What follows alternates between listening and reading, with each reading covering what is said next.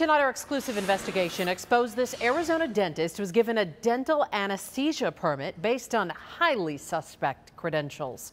And we've learned he's been practicing in Arizona for years. We brought you part one of this shocking story in our last half hour. So how did Arizona's dental board miss all of this? ABC15 investigator Dave Biskobing went straight to the top on this to demand answers.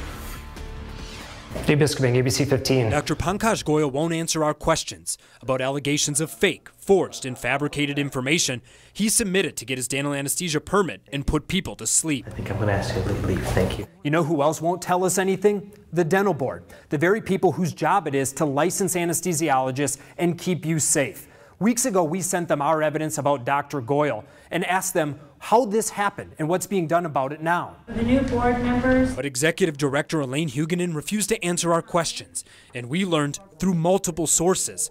Ms. Huguenin was directly informed about concerns with Dr. Goyal's credentials going back years, and those sources can't understand why nothing was done.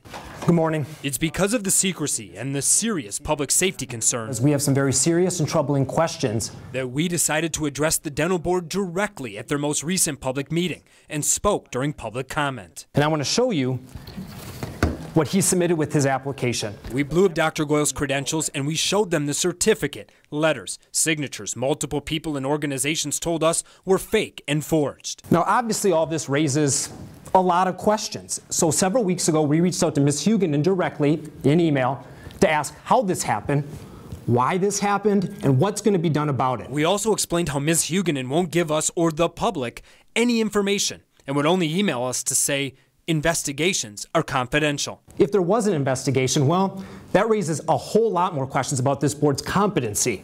Because what we found, it didn't take a lot of effort. We just picked up the phone and called people. We even tried to figure out and track down the source of this certificate of achievement.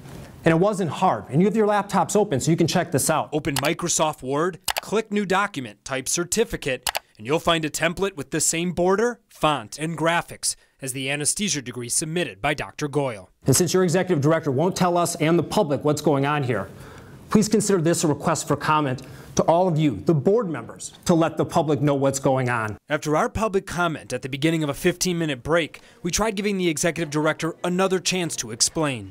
Ms. Huguenin, can we ask you about this? You want to be official fair about this? I'm at a board meeting. Well, this is a public meeting, so this is the most appropriate time to talk to you about a public matter. Thank you. No. See, this is really, really serious. And we want to make sure that if we've got something wrong, that we're not getting it wrong. Because we've confirmed all of this. You haven't. You refused. Thank you. This is really serious. That was Dave Biskobing reporting. No board member has reached out to Dave since then. But at the end of this meeting, they did instruct staff to look into what he found there. If they found any issues, the board is going to talk about it at the next meeting, which, by the way, is still another month away.